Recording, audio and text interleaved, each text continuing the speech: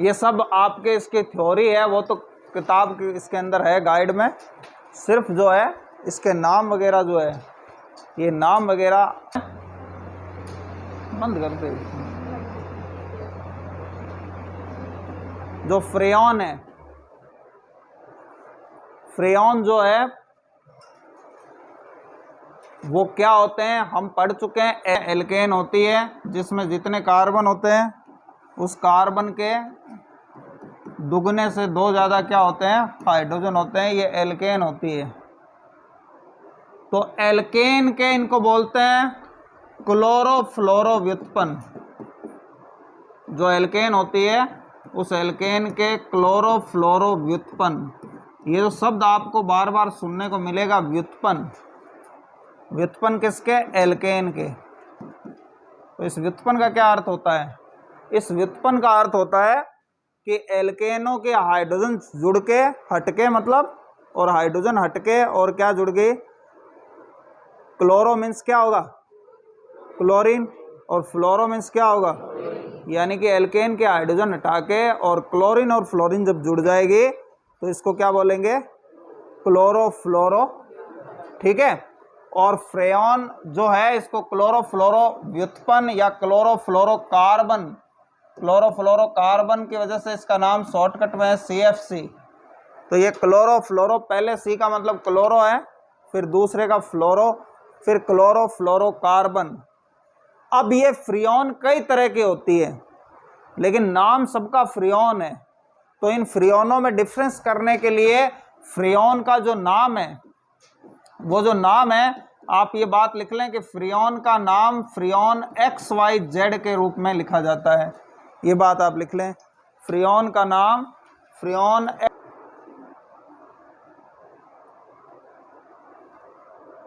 अब देखिए यहाँ ये X क्या है, Y क्या है और Z क्या है। इसको जो है आपको बस समझना है और इसका नाम लिखना आपको आ जाएगा। तो ध्यान रखना, जो X है वो X बराबर क्या है, कार्बन की संख्या, यानी जितने उसमें फ्रियॉन में आपको कार्बन दिखे उस कार्बन की संख्या में से 1 को घटा दो। कार्बन की संख्या -1, ये है X। फिर दूसरा Y क्या है, हाइड्रोजन की संख्या। हालांकि हाइड्रोजन कभी फ्रियॉन में आपको दिखेगा नहीं, लेकिन फिर भी ये Y क्या है, हाइड्रोजन की संख्या +1, यानी हाइड्रोजन की जितनी संख्या है उसमें क्या कर दो आप, 1 जोड़ दो। और तीसरी चीज है Z क्या है, Z है फ्लोरीन की संख्या।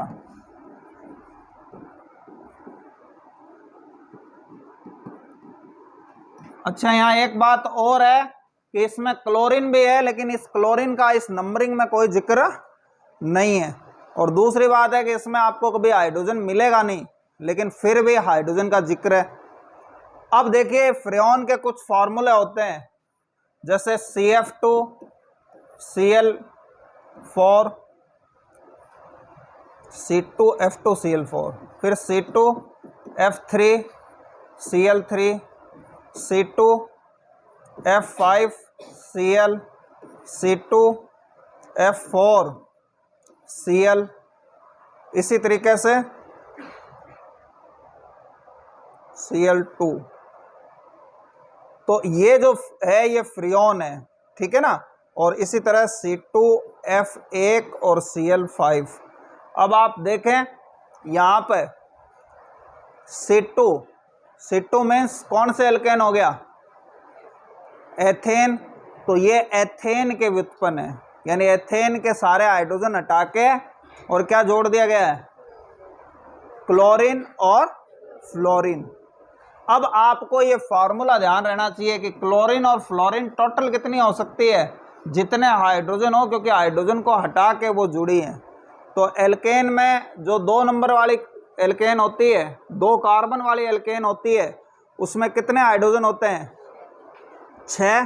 तो आप देख लो कि यहाँ जितने भी ये मैंने लिखे हैं इनमें फ्लोरीन और क्लोरीन को जोड़ने पर हमेशा कितना आएगा, 6। ये इनके सूत्र को याद रखने का तरीका है, ठीक है। ये इनके सूत्र का तरीका है कि आपको एल्केन आना चाहिए। अब फ्रियॉनों के नाम लिखना तो फ्रियोन का नाम तो सबका, फ्रियोन तो सब में कॉमन है।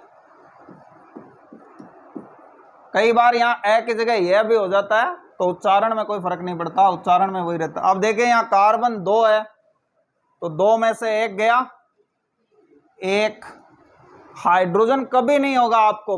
हाँ ये बात अलग है, कोई जबरदस्ती का उदाहरण बना दे, उसमें हाइड्रोजन दे दे, लेकिन जनरल जो नेचुरल मतलब इसमें जो पाई जाती है, जो काम में ली जाती है, उसमें आपको कभी भी क्या नहीं मिलेगा, हाइड्रोजन नहीं मिलेगा। तो हाइड्रोजन की संख्या हमेशा 0 ही होगी, लेकिन 0 + 1 कितना हो जाएगा, तो यहाँ बीच में हमेशा 1 ही आएगा। और तीसरा फ्लोरीन कितनी है इसमें, तो इस फ्रियोन का नाम है फ्रियोन 112। तो इस तरह से ये फ्रियोनों के नाम होते हैं।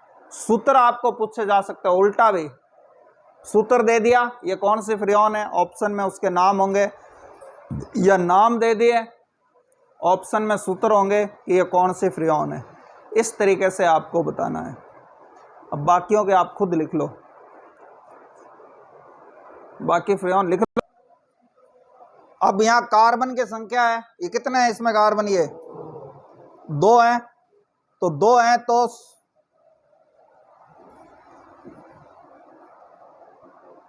2 कार्बन है, तो ये फ्रियोन 2 में से 1 गया, तो x की वैल्यू 1 होगी।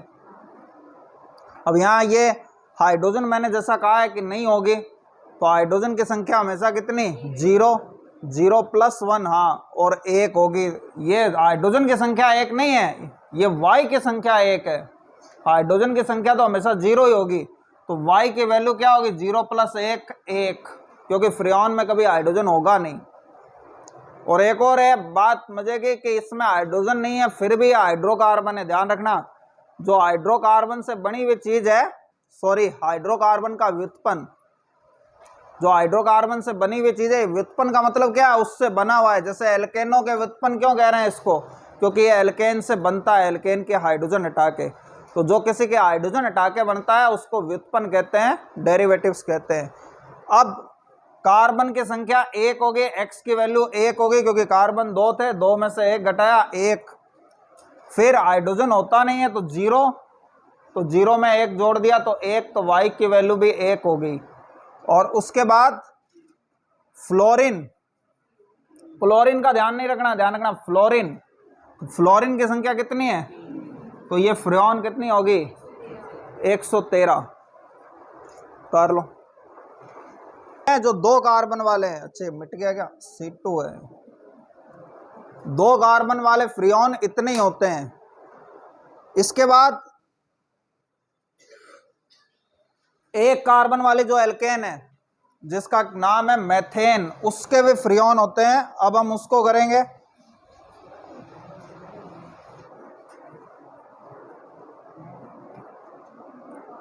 देखिए ये तो थे एथेन के, अब एथेन के बाद अगले हैं मेथेन के। मेथेन कितने कार्बन वाली होती है, और मेथेन में कितने हाइड्रोजन होते हैं, 4 होते हैं। तो ध्यान रखना यहाँ क्लोरीन और फ्लोरीन का टोटल है वो 4 होगा। तो पहली फ्रियोन ये रही CF2Cl2, दूसरी फ्रियोन CFCl3, तीसरी फ्रियोन CF3Cl। ठीक है, तो इसमें यही कॉम्बिनेशन बनते हैं, ये फ्रियोन हो गई। अब यहां इसका क्या नाम है, तो इसका नाम जो है, अब देखिए यहां कार्बन की संख्या भी 1 हो गई, तो 1 में से 1 गया, 0 को, अब 0 किसी संख्या के आगे लिखेंगे तो उसकी कोई वैल्यू नहीं रहती है, इस वजह से हम इस 012 नहीं लिखते कभी, उसको क्या लिखते हैं। तो ध्यान रखना 1 कार्बन वाली का नाम 2 अंकों में ही होगा। ठीक है, 0 को लिखेंगे नहीं, क्योंकि यहाँ कार्बन 1 है, तो कार्बन की वैल्यू भी कितनी होगी, 0 होगी। अब y की वैल्यू हमेशा क्या होगी, 1, क्योंकि हाइड्रोजन होगा नहीं, तो 0 + 1 = 1। और फ्लोरीन कितनी है, तो ये कौन सी फ्रियोन है, फ्रियोन 12 है। समझ गए ना। तो ये जो 1 कार्बन वाला कोई यौगिक होगा, तो इस 1 कार्बन वाले यौगिक में फ्रियोन की संख्या क्या हो जाएगी, 2 अंकों में ही हो जाएगी, तो 2 अंकों में भी फ्रियोन का नाम होता है।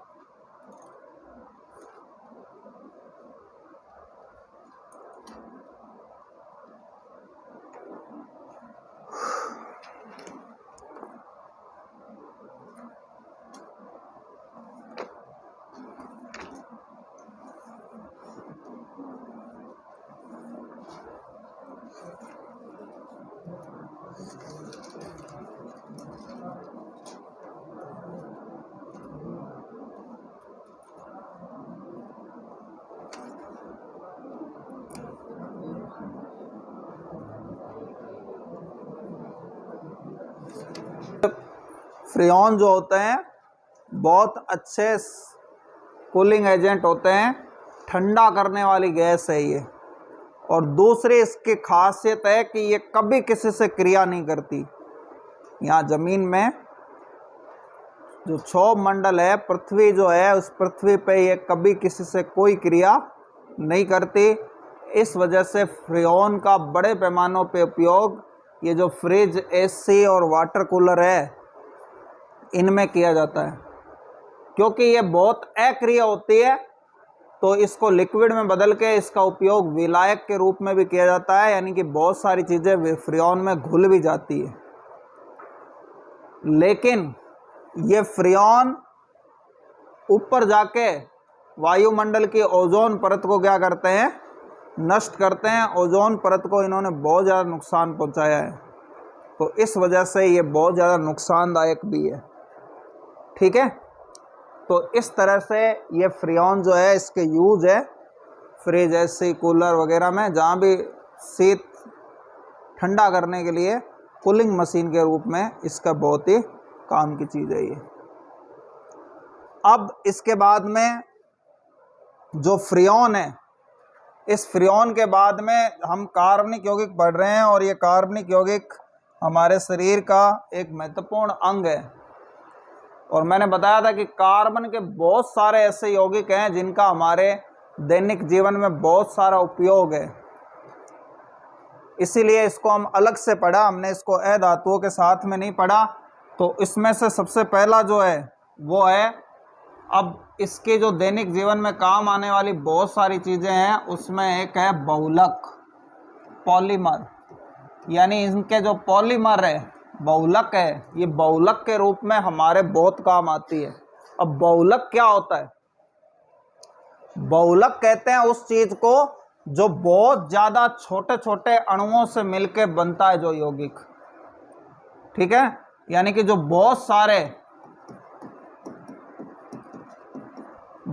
से मतलब जिनकी गिनती नहीं की जा सके, छोटे छोटे अणुओं से।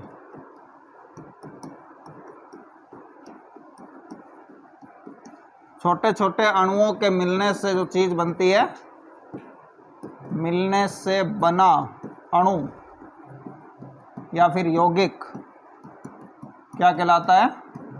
बहुलक कहलाता है। बहुलक क्या है? बहुलक का शाब्दिक मीनिंग है कि बहुत सारे छोटे छोटे अणुओं से जो मिलने से चीज़ बनती है, उसको क्या बोलते हैं?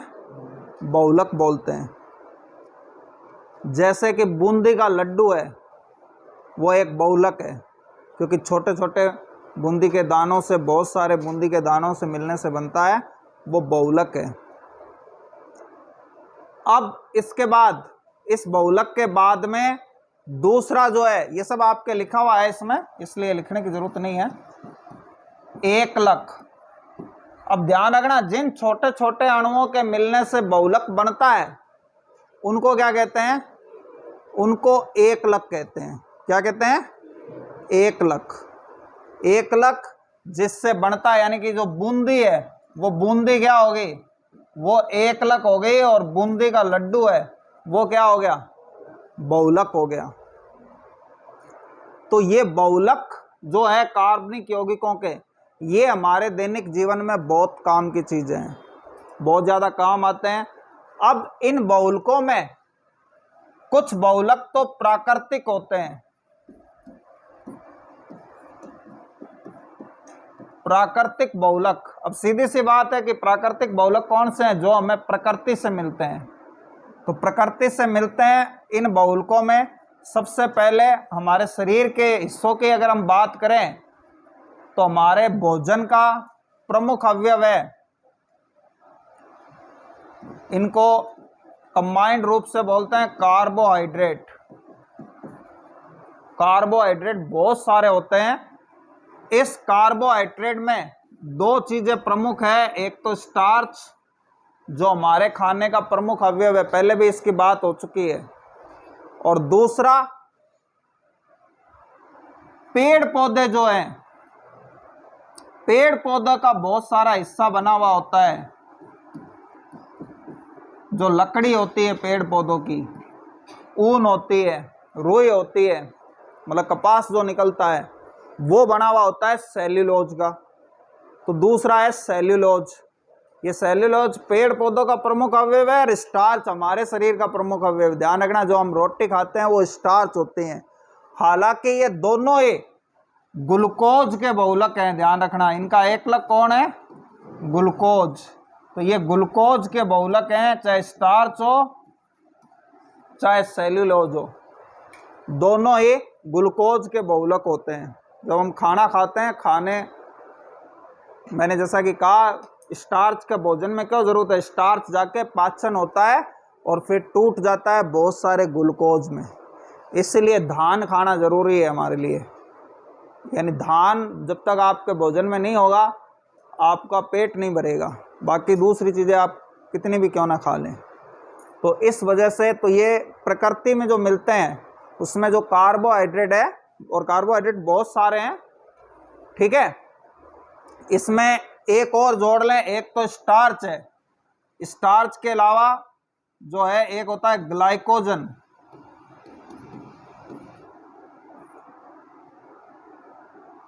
अब यहां ध्यान रखना कि स्टार्च तो हम खाते हैं, ठीक है ना, हमारे शरीर में इकट्ठा नहीं होता है स्टार्च, बल्कि स्टार्च को हम क्या करते हैं, स्टार्च को हम खाते हैं। पेड़ पौधे स्टार्च को इकट्ठा करते हैं, और पेड़ पौधे अपने शरीर के जिस भाग में स्टार्च को इकट्ठा करते हैं उसी भाग को हम खा जाते हैं, ठीक है ना। किसी पेड़ पौधे, किसी का हम बीज खाते हैं, किसी का फल खाते हैं, किसी के पत्ते खाते हैं, किसी का तना खाते हैं, किसी की जड़ें खाते हैं। तो वो वहाँ जहाँ स्टार्च कलेक्ट होता है वो हिस्सा हमारे खाने के काम में आ जाता है। लेकिन अब हमने खाना खा लिया, और खाना खाने के बाद ये तो है नहीं कि हमें उसी वक्त खाना खाते सारी एनर्जी की जरूरत पड़ जाएगी। एनर्जी की जरूरत तो 24 आवर्स पड़ती है। आप नींद में सोए हुए, सांस भी चल रही है, उसके लिए भी ऊर्जा की जरूरत है, सांस लेने के लिए भी। तो फिर हम जब खाना खाते हैं हमारे शरीर में ग्लूकोज बन गया। अब वो सारा ग्लूकोज एकदम से काम में नहीं आ जाता, क्योंकि हर समय हम नहीं खाना खा सकते हैं। इस वजह से हमारे शरीर में वो ग्लूकोज इकट्ठा जो होता है वो होता है ग्लाइकोजन के रूप में। किसके रूप में? ग्लाइकोजन के रूप में। वो ग्लाइकोजन के रूप में इकट्ठा हो जाता है हमारे शरीर में।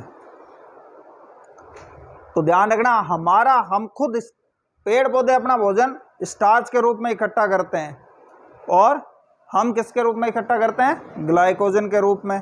पेड़ पौधे के शरीर के पार्ट किससे बने हुए होते हैं? सेल्यूलोज के, ठीक है। हालांकि हमारे शरीर का कोई पार्ट इनसे नहीं बना हुआ होता, एनर्जी के लिए रिक्वायरमेंट है, ये हमारे शरीर का ईंधन है। कार्बोहाइड्रेट क्या है? ईंधन है, चलाने के लिए शरीर को पेट्रोल है, समझ लो एक तरह से। ये स्टार्च, जो स्टार्च है ये, या ग्लूकोज। अब स्टार्च नहीं है तो डायरेक्ट भी ग्लूकोज आप ले सकते हैं, कोई दिक्कत नहीं है, जैसा कि मरीजों वगैरह को दिया जाता है। उसके बाद दूसरी जो चीज है प्रोटीन, ध्यान रखना प्रोटीन भी एक बहुलक है। अब ये सब चीज़ें कोई लैब में नहीं बनाई जाती है, प्रकृति में मिलती है। प्रोटीन भी बहुलक है। और किसका बहुलक है? जो प्रोटीन है एक एसिड होते हैं एमिनो अम्ल, जो हमने कार्बोक्सिलिक अम्ल पढ़े हैं ना, ये भी कार्बोक्सिलिक अम्ल होते हैं, एमिनो अम्ल। उन एमिनो अम्लों के बहुलक होते हैं ये प्रोटीन। इसके बाद तीसरी जो चीज है शरीर के अंदर, जो न्यूक्लिक अम्ल है, न्यूक्लिक अम्ल है ना, जो डीएनए और आरएनए जिससे संतानों से माता पिता में गुण आते हैं, सॉरी उल्टा बोल गया, माता पिता से संतानों में गुण आते हैं, वो जो है डीएनए और आरएनए। ये डीएनए और आरएनए हमारे शरीर में प्रोटीन बनाता है। जैसा कि पहले भी मैंने बताया था कि हमारे शरीर के कई हिस्से प्रोटीन के बने हुए होते हैं, तो उसको बनाता है आरएनए। और डीएनए गुणों को ट्रांसफर करता है एक पीढ़ी से दूसरी पीढ़ी में।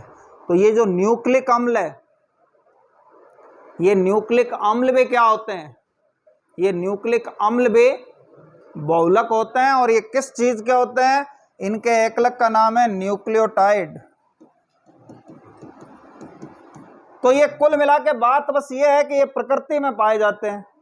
उसी तरह पेड़ पौधों में जो पाया जाता है, जो कपास है जिससे रुई बनती है, ये जो सेल्यूलोज है इसकी बात हो गई, ऊन है, ऊन पेड़ पौधों से तो नहीं पाया जाता, लेकिन फिर भी प्राकृतिक रूप से भेड़ों वगैरह से इनसे प्राप्त होता है, तो ये ऊन है। इस तरीके से आप कोई भी चीज है जो प्रकृति से प्राप्त होती है, आप देख लेना, जो प्रकृति से प्राप्त होगा वो प्राकृतिक बहुलक कहलाएगा। ठीक है। अच्छा, इसमें एक और चीज है, ये जो रबर होता है, जो प्राकृतिक रबर है, मैंने पहले भी बताया था कि ये रबर का जो पेड़ होता है, इस रबर के पेड़ से दूध के रूप में ये निकलता है। ये सब जो है ये क्या है? ये है प्राकृतिक बहुलक, जो प्रकृति में मिलते हैं, बने बनाए रेडीमेड मिलते हैं। इनको लैब में नहीं बनाया जा सकता, हालांकि कुछ को बनाने भी लग गए आजकल, लेकिन जनरली ठीक है, ये है प्राकृतिक बहुलक। उसके बाद दूसरा जो है, दूसरे सिंथेटिक बहुलक जो है संश्लेषित बहुलक। अब किसी भी चीज के आगे जो संश्लेषित वर्ड या कृत्रिम वर्ड ये जब लगेगा तो इसका क्या मतलब है? कि उसको लैब में बनाया गया है, यानी मनुष्य ने उसको बनाया है। ठीक है ना? तो ये संश्लेषित बहुलक है।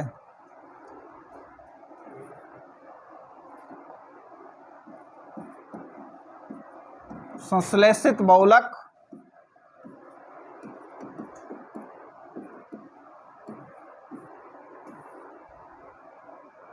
संश्लेषित बहुलक में सबसे जो मशहूर है वो है पॉलीथीन।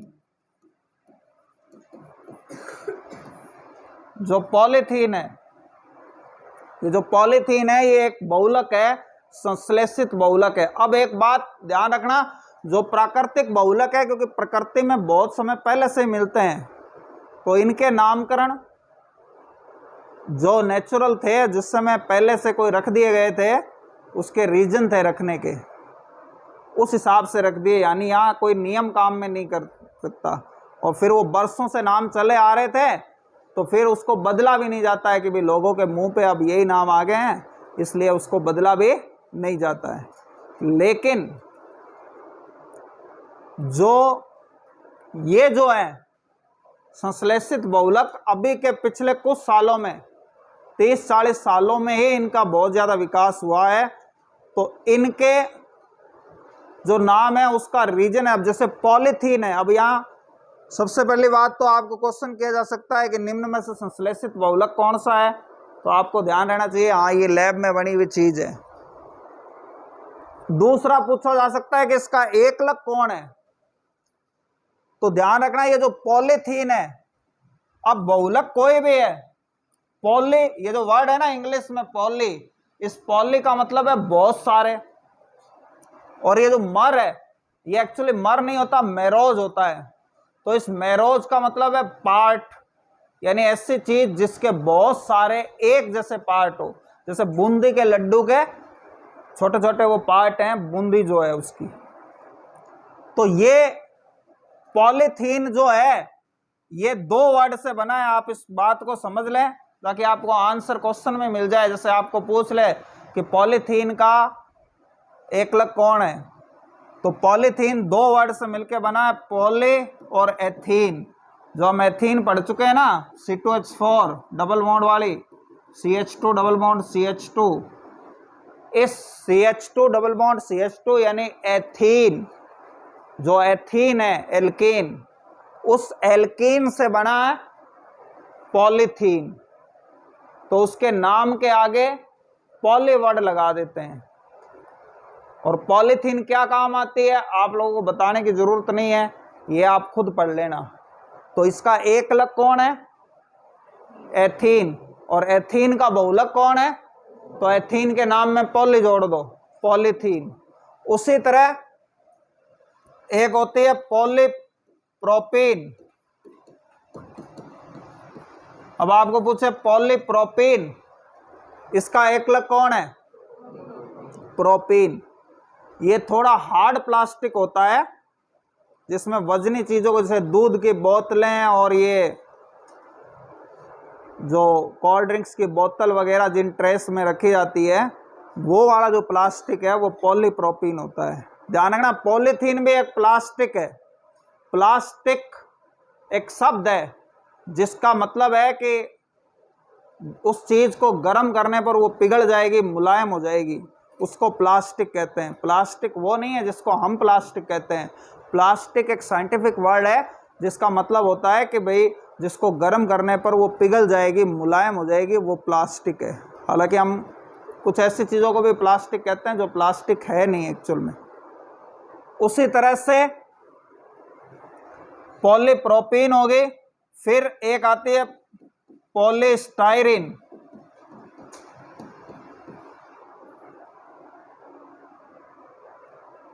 ये इसका एकलक कौन हो जाएगा, स्टाइरीन। इस तरह से हम जो है ये जो बहुलक है, इन बहुलकों के एकलक आपको पूछे हुए होते हैं तो क्वेश्चन में ही उसका आंसर छिपा हुआ होता है। ठीक है। उसी तरह एक मशहूर चीज है जिससे ये बनाए जाते हैं, इसको शॉर्टकट में कहते हैं पीवीसी।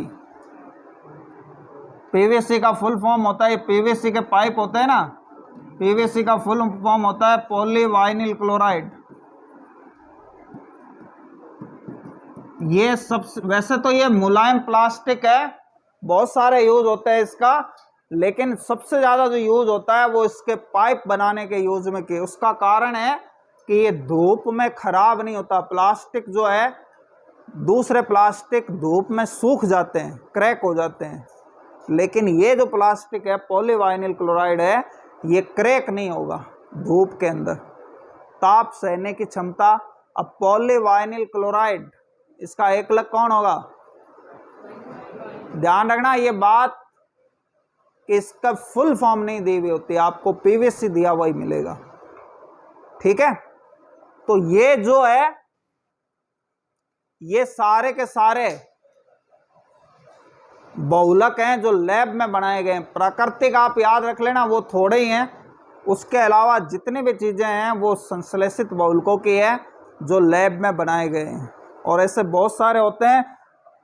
ठीक है ना, ये इसका तरीका है इनके एकलक के नाम का। अब हम सिर्फ इसके उपयोगों पे डिस्कशन कर लेते हैं। जो सिंथेटिक बहुलक है, उन सिंथेटिक बहुलकों में बस वैसे तो ये पढ़ने की चीज है, इसमें एक बहुत मशहूर चीज है जिसका नाम है नायलॉन। आपने नाम सुना होगा। इस नायलॉन को हमारे मारवाड़ी में बिगाड़ के लाइलून बोलते हैं, मतलब वो लाइलून नहीं है, वो नायलॉन है। तो ये जो नायलॉन है ना, ये जो है, ये ध्यान रखना भाई, ये पहला धागा है जो लैब में बनाया गया था। आपको पता है कि कपड़े सूती होते हैं वैसे तो, तो सिंथेटिक कपड़े आजकल तो बहुत सारी चीज़ें हो गई है। तो धागे जो बनाए जाते थे जनरली कपास से, ऊन से, इनसे बनाए जाते थे, लेकिन ये जो नायलॉन है ये पहला धागा है जो लैब में बनाया गया। ठीक है। इसके बाद में नायलॉन के कई सारी किस्में होती है। इन किस्मों में हालांकि ये इसके नाम भी बता रहे हैं नायलॉन किससे बनता है। दो चीज़ें होती है, एडिपिक एसिड और हेक्सामेथिलीन डाइएमीन। ये आपको याद करना ही पड़ेगा, रटना पड़ेगा इनके और इसके कारण ये नायलॉन 66 भी होता है, नायलॉन 6 भी होता है। और नायलॉन से आम तौर पे कपड़े बनते हैं, सिंथेटिक कपड़े हैं ये बनते हैं, चप्पलें भी बनाई जाती है इससे, और धागे भी बनाए जाते हैं, ब्रश वगैरह जो है ये भी बनाए जाते हैं। बहुत सारे जहाँ प्लास्टिक का धागा यूज़ होता है वो चीज़ें, मछली पकड़ने के जाल, पैरासूट, रस्सियाँ वगैरह। अब देख लो आप, धागे के जो उपयोग होते हैं वो सब जो है इसके उपयोग होते हैं नायलॉन के। हाँ, अब आगे उसमें दूसरी भी चीज़ें होती है, वो प्योर उसका नहीं होता। फिर आपने एक कपड़े का बहुत मशहूर है पॉलिस्टर का कपड़ा, वो एक्चुअली पॉलिस्टर नहीं है बल्कि पॉलीएस्टर है। अब यहाँ ध्यान रख लेना, इसमें ये जो पॉलिस्टर है इसका एक दूसरा नाम भी है टेरिलीन, और एक इसके धागे को डेक्रोन कहते हैं, तो ये डेक्रोन भी है। तो पॉलीथीन, पॉलीएस्टर सॉरी, टेरिलीन भी कहलाता है और डेक्रोन भी कहलाता है। ये ध्यान रखना, पॉलिस्टर सिंथेटिक कपड़ा है, लैब में बनाया गया है। पेड़ पौधों से जो धागा होता है प्राप्त, उससे सिर्फ कौन से वस्त्र बनते हैं? सूती कपड़े, जिनको कॉटन कहते हैं, वो कॉटन के वस्त्र बनते हैं। और इसके अलावा जो रेशमी होते हैं वो आपको पता है रेशम के कीड़े से रेशम बनाया जाता है। इसके अलावा आजकल ज़्यादातर कपड़े हैं वो सिंथेटिक होने लग गए। उसके बाद में टेरिलीन को कृत्रिम सूत भी कहते हैं, क्योंकि ये बहुत पुराने मतलब काफ़ी लंबे समय से ये ज्ञात है, यानी इसका यूज कपड़े बनाने में बहुत पहले से चला आ रहा है। तो सूत जो होता है ना, जो सूती कपड़े जिससे बनते हैं उसको कहते हैं सूत। तो इसको क्या बोलते हैं? टेरिलीन को या पॉलिएस्टर को कृत्रिम सूत बोलते हैं, यानी कि ये लैब में बनाया हुआ सूत का धागा है। उसके बाद में अगला है रेयॉन। रेयॉन जो है सेल्यूलोज जो है, इससे ध्यान रखना, इससे कागज बनाया जाता है आमतौर पे। और ये सब के सब ध्यान रखना रेशे हैं। क्या है? रेशे हैं सारे, यानी रेशे मतलब धागे हैं। अब धागों से कोई जरूरी नहीं है कि कपड़ा ही बनाया जाए, और चाहें तो कपड़े बना भी सकते हैं। इसके अलावा देखिए रबड़ जो है, रबड़ एक तो क्या होता है? प्राकृतिक रबड़ होता है, और दूसरा रबड़ के पेड़ जो हैं विश्व के सिर्फ 6 देशों में पाए जाते हैं, ध्यान रखना। बाकी जो इतने सारे देश हैं वहां पे रबड़ के पाए नहीं जाते हैं वृक्ष जो है। और रबड़ की जरूरत इतनी ज्यादा है, आप और कोई नहीं तो ये वाहनों के जो ट्यूब हैं उसी से ले लीजिए, कि सारी दुनिया की जरूरत वो 6 देश पूरे नहीं कर पाते, बल्कि खुद की जरूरतें पूरी नहीं कर पाते हैं। तो इस वजह से रबड़ जो है वो भी कृत्रिम तौर पे बहुत, तो ध्यान रखना ये रबड़ के बहुत सारे टाइप है, क्लोरोप्रीन, नियोप्रीन, ब्यूनाएस, ब्यूनाएन, ये सब रबड़ है, ये सारे सिंथेटिक रबड़ हैं, ये बात आप ध्यान रखना। ठीक है। एक यौगिक होता है, उसका आप नाम याद रखना पड़ेगा आपको, जिससे रबड़ बनता है, जो सिंथेटिक रबड़ है। ये सिंथेटिक रबड़ जो है एक कॉमन चीज होती है जो सारे रबड़ों में यूज होती है। वो कॉमन चीज जो है उसका नाम है ब्यूटाडाइइन, और वैसे इसको सही नाम लिखें तो ये होती है 1,3 ब्यूटाडाइन। क्या मतलब होगा इसका? 4 कार्बन होंगे इसके अंदर। ब्यूट से क्या मतलब है? 4 कार्बन। फिर ये देखिए इन, इन जो है उसका मतलब डबल बॉन्ड, और डाई का मतलब होता है 2।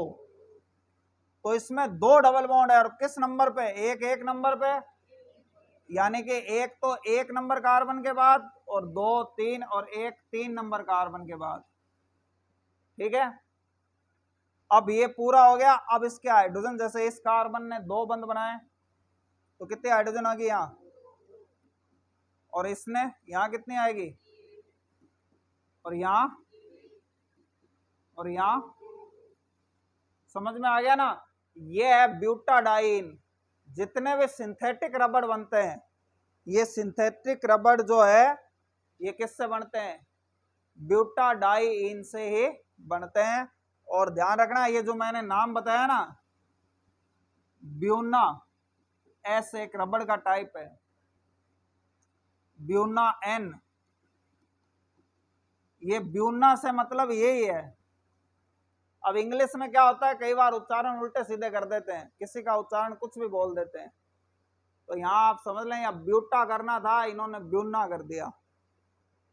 तो ये ब्यूटना एन में भी ब्यूटाडाइन होती है। तो ये रबर का, सिंथेटिक रबर का प्रमुख घटक है कौन? ब्यूटाडाइन। ठीक है, तो ये कृत्रिम रबड़ है, और ये क्योंकि लैब में बनाए जाते हैं तो ये प्राकृतिक रबड़ से बहुत अच्छी क्वालिटी के होते हैं। और रबड़ के उपयोग है, आप लोग एक कुछ चीजें ऐसी है जो सिर्फ पढ़ने की है, तो मैं उन्हें नहीं बता रहा, मुझे जो लग रहा है कि बतानी चाहिए वो मैं बता रहा हूं।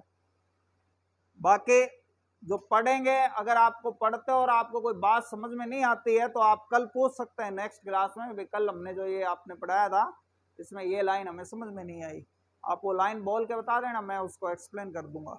ठीक है, क्योंकि अब बहुत सारी चीजें हमें पढ़ने की है, जो सैद्धांतिक तौर पे है वो हम सब कर चुके हैं। इसके बाद में आगे प्लास्टिक। अब यहाँ प्लास्टिक 2 प्रकार के हैं। सबसे पहला थर्मोप्लास्टिक, जो मैंने बता दिया। थर्मोप्लास्टिक का मतलब है जो ताप के साथ में क्या हो जाते हैं, पिघल जाते हैं। और उस कैटेगरी का एक पॉलीथीन भी है। अब ये पॉलीथीन भी है। अब देखिए, जो कॉमन चीजें इनसे बनाई जाती है वो आप पढ़ लेना, उनकी हम बात नहीं करेंगे। और लगभग प्लास्टिक एक जैसे यूज होते हैं। समझ में आ गया ना? महंगे सस्ते का फर्क होता है। कुछ प्लास्टिक की क्वालिटी अच्छी होती है तो वो चीज अच्छी हो जाती है, कुछ की रद्दी क्वालिटी होती है तो वो रद्दी हो जाती है। तो अब इसके अंदर कोई विशेष बात नहीं है, आप ये याद रख लेना।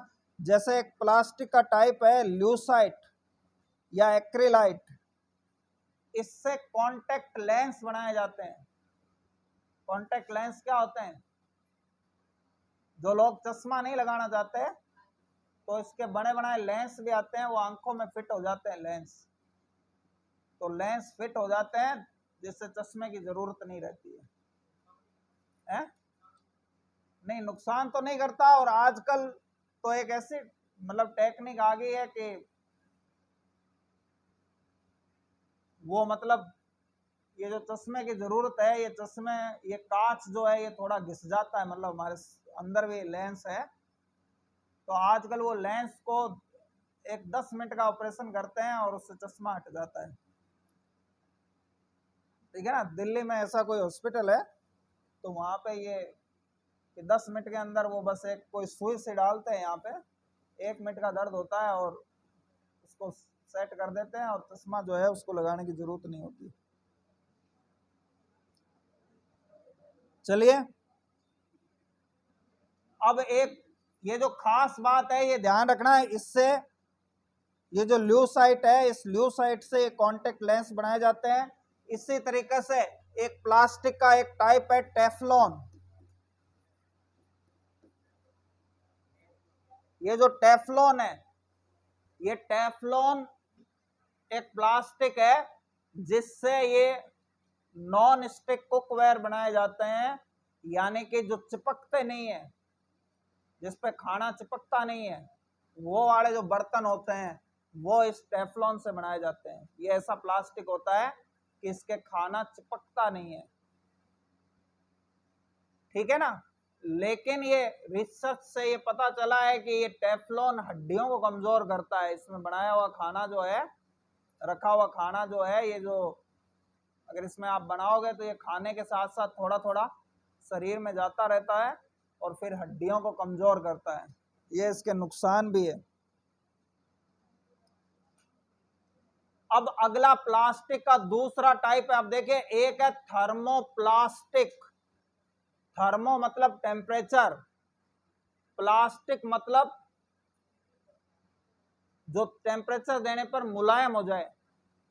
और दूसरा है थर्मोसेटिंग प्लास्टिक। अभी गाइड में प्लास्टिक लिख रखा है, हालांकि सही बात यह है कि इसके आगे प्लास्टिक लिखा नहीं जाता, फिर भी चलो कोई बात नहीं है। अब 10वीं लेवल पे कुछ गलतियां भी होती है, तो अगर इसने लिख दिया है तो थर्मोसेटिंग, थर्मो से मतलब क्या, टेम्परेचर, और सेटिंग का क्या मतलब है कि जो ताप देने पर भी सेट रहे, पिघले नहीं। तो ये ऐसे प्लास्टिक होते हैं जो पिघलते नहीं है। टेम्परेचर दोगे ना आप तब भी पिघलेंगे नहीं। और इस वजह से ध्यान रखना, जो थर्मोप्लास्टिक होते हैं, ये थर्मोप्लास्टिक को तो रिसाइक्लिंग किया जा सकता है, यानी ये जो कुछ प्लास्टिक हैं इसको आप वापस बेच सकते हैं। रद्दी वाला इनको खरीद लेता है, पॉलीथीन की थैलियां भी खरीद लेता था पहले, अब तो चलो बैन है। तो कुछ ऐसे प्लास्टिक है जिसको वापस आप रद्दी में बेच सकते हो, तो ये रिसाइक्लिंग हो जाते हैं क्योंकि ये टेम्परेचर के साथ पिघल जाते हैं। लेकिन कुछ ऐसे प्लास्टिक हैं जिसमें ये जो स्विच वाले हैं, ये वाले, ये किसके बने हुए होते हैं, ये एक प्लास्टिक का टाइप है बेकेलाइट।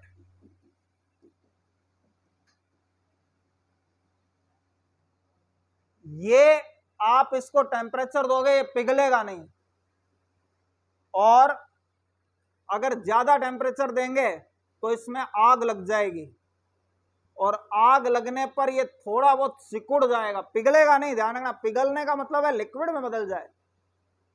तो ये किसी भी कीमत पर पिघलते नहीं है, इसलिए इनका रिसाइक्लीकरण नहीं हो सकता है, रिसाइकिल नहीं हो सकते हैं ये। तो ये ध्यान रखना, ये वापस यूज नहीं आता है। आप ये स्विच दोगे ना रद्दी वाले को, कबाड़ी को, वो लेगा नहीं, वो इनको फेंक देगा कि ये, क्योंकि ये रिसाइकिल नहीं होते। तो बेकेलाइट है, ये बेकेलाइट भी एक प्लास्टिक है जिससे इलेक्ट्रिक आइटम बनते हैं। ये जो बर्तनों के हत्थे हैं, ये जो कुकर वगैरह के जो हत्थे हैं, वो भी बेकेलाइट से बनते हैं। बेकेलाइट से थोड़े हार्ड जो कंगे होते हैं, हार्ड वाले जो कंगे होते हैं, वो इससे बनाए जाते हैं। उसके बाद है अगला मेलामाइन। मेलामाइन ध्यान रखना, एक रंग होता है, बहुत महंगा कलर होता है, चमकता है बिल्कुल, इसकी पॉलिश होती है, यानी आप दीवार पे करेंगे या दरवाजों पे वैसे किया जाता है, लकड़ी पे किया जाता है ज्यादातर केस में। तो लकड़ी पे करने पर इस तरीके से उसको करने की स्टाइल भी होती है कि वो चमकता है, आप अपनी सूरत देख सकते हो। जितना ज्यादा वो उसको घिसेगा उतना ही ज्यादा उसमें शाइनिंग होती जाएगी कि वो कांच का काम कर सकता है। हालांकि ये बहुत महंगे होते हैं, 5-5, 10-10 हजार रुपये लीटर होते हैं, तो हमारे काम के नहीं है ये, लेकिन ये रंग होता है। इससे ये टाइल्स वगैरह, बोर्ड वगैरह, ये कह रहा है कि ये भी बनाए जाते हैं। फिर आगे